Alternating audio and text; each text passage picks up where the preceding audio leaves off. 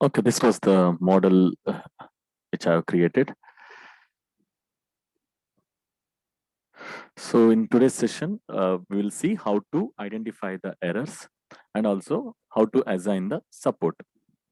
Okay, so before that, when we modeled staircase in the last session, the beam, next to the landing beam, that is not required. So we will delete that. So this beam, okay, this beam,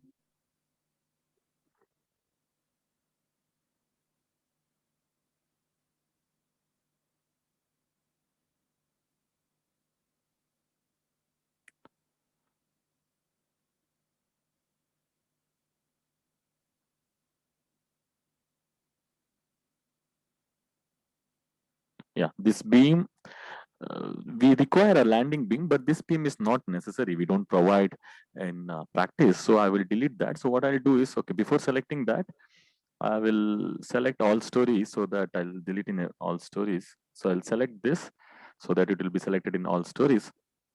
So this I'm going to delete it. Okay. Okay. So that was the one correction what we made. Okay. Now what I'll do is I will identify the error, or I will check for the error. Before that, I'll check for the error. So you go to analyze, check model.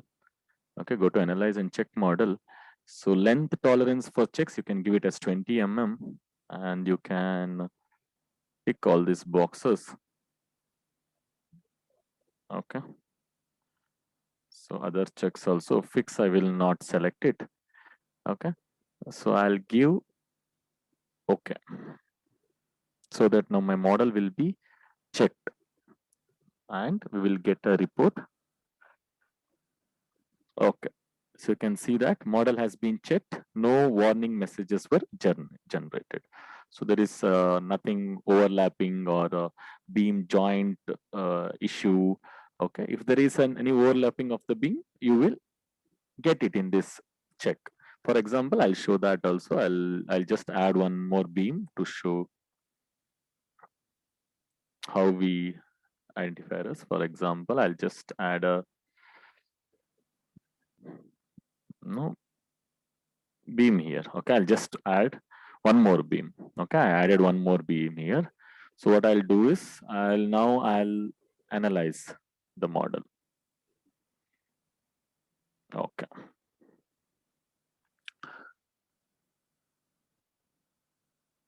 Okay. So now I'm getting all these errors because I've added one more beam. See, the model has been checked, 8 warning messages. Okay, B21 and 32 are overlapping with each other.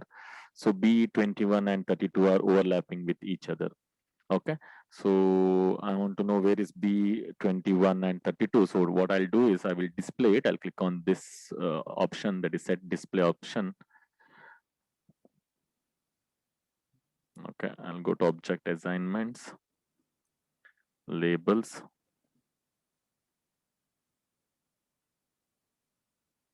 Okay, apply. Okay.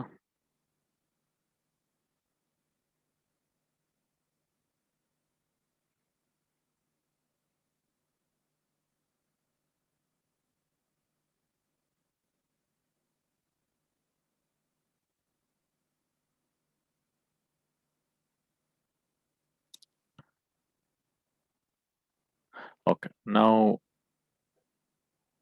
I can see the beam labels. Okay, so B21 and 32 are here. So usually the beam labeling will be at the middle. Now you can see at the side here. So B32 is the overlapping. So how to delete that? So it's easy. What I will do is I'll go to select. Okay, and I'll go to labels. Then I'll select frame labels. Okay, so B32 is the overlapping one. So I'll select B32, select, close. I'll go to edit, delete. Okay, now so you can see that B32 is deleted. Now I will analyze the model. I will check the model for errors. So if there is any error, we'll come to know, we'll get the warning message. Since I've deleted that, so the model has been checked, so no warning messages were generated. So this is how you check for the errors. Okay. So now we will look into how to assign the supports. Okay, so I'll go to the plan, I'll go to foundation. Okay, see, by default, the support is a pinned support. By default, it has taken a pinned support. So usually we assign the support either fixed or pinned. Okay, so some consulting engineers assign it as a fixed support, some consulting engineers assign it as a um, pinned support. So I'll not go into that. That depends on the engineer. So each take considering that as a fixed or a pinned has got some advantages and disadvantages. Actually, if you want to design a foundation, okay, then it should be like you should consider the soil characteristics. So that is the right way. But usually we don't do that.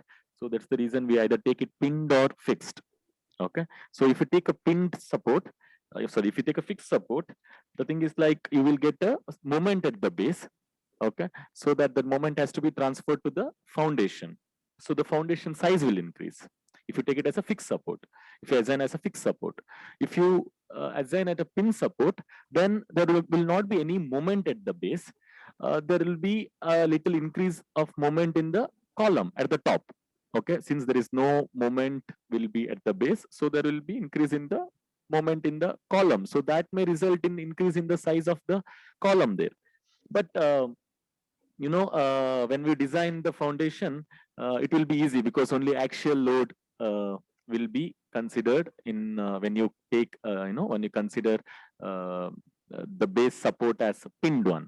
Okay, so pin support, it has got advantage that even any settlement of soil or cracking of concrete is a rotation, so that can be also justified by considering it as a by considering the support as a pin support.